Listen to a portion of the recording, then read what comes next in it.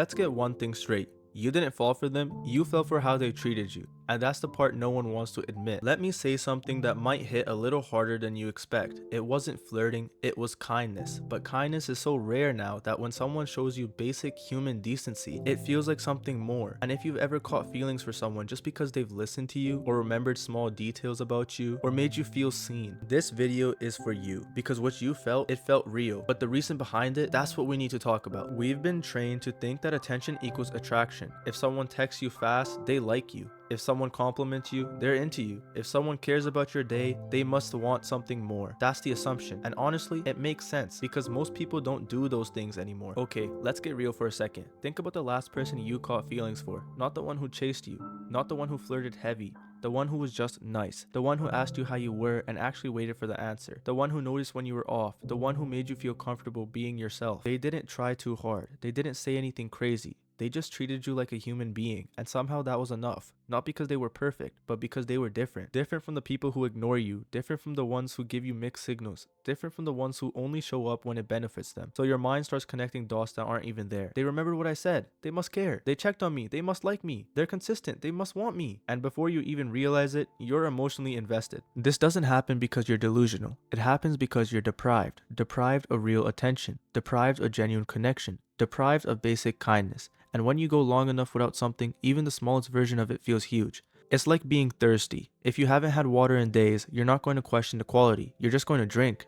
And that's what happens emotionally. You don't question it. You don't step back. You just feel it because it's been so long since someone made you feel that way. And that's when things get dangerous. Let me paint you a picture. You're talking to someone casually, nothing serious, just conversations here and there. Then one day, they ask you something deeper. Not surface level stuff, not what you're doing or what's up, something real. How have you actually been lately? And you pause because no one asked that anymore. So you answer and they listen, not just respond, listen. They remember things you say, they follow up later, they check on you randomly, and slowly, you start thinking about them more. You look forward to their messages, you replay conversations, you start reading between the lines. But here's the reality, they didn't change, you did. Because you assign meaning to their behavior. There's a difference between someone being kind and someone being interested, and most people don't know how to tell the difference anymore. Kindness is consistent, it's not selective, it's not strategic, it's just who someone is. They treat everyone with respect, they care about people in general, they show up the same way for others. Attraction, on the other hand, is intentional. There's direction to it, there's build-up, there's effort that goes beyond basic decency. But when you're not used to kindness, you confuse the two. Because your baseline is so low. Sometimes they didn't lead you on, you just felt something they didn't. And that's a hard pill to swallow because it feels like you were misled, but really you were just interpreting. You were filling in gaps. You were hoping that what felt meaningful to you meant the same to them, but it didn't. And that doesn't make you stupid. It makes you human. The reason this hurts so much is because it's not just about them, it's about what they represented.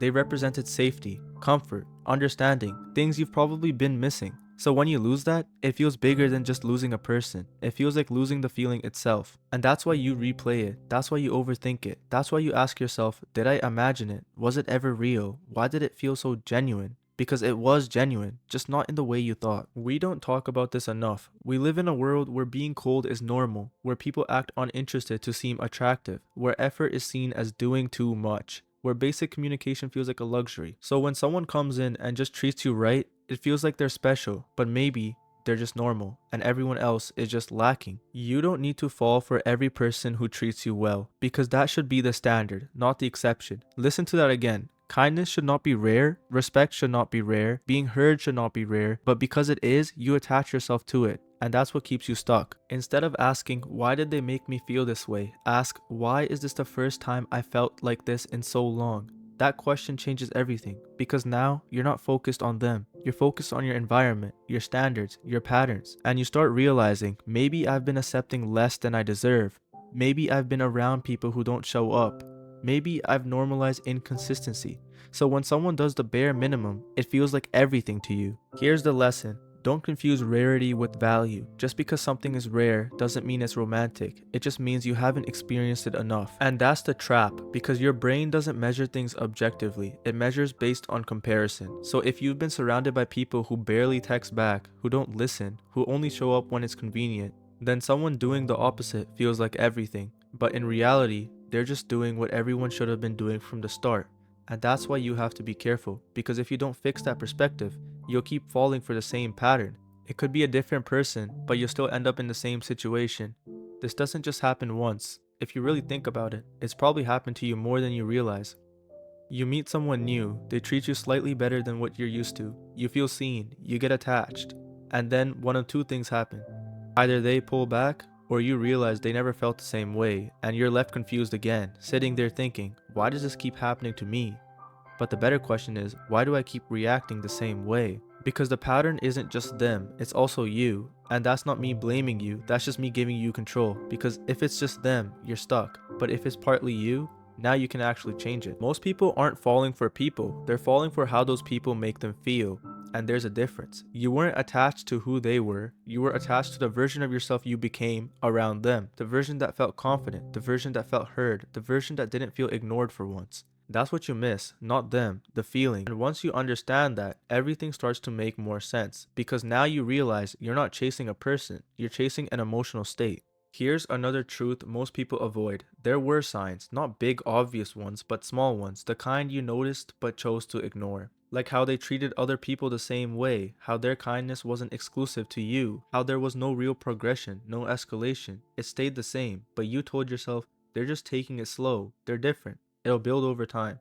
Because hope is loud and logic is quiet, so you listen to the louder voice. If someone actually likes you, you won't have to guess, you won't have to decode every message, you won't have to analyze every interaction.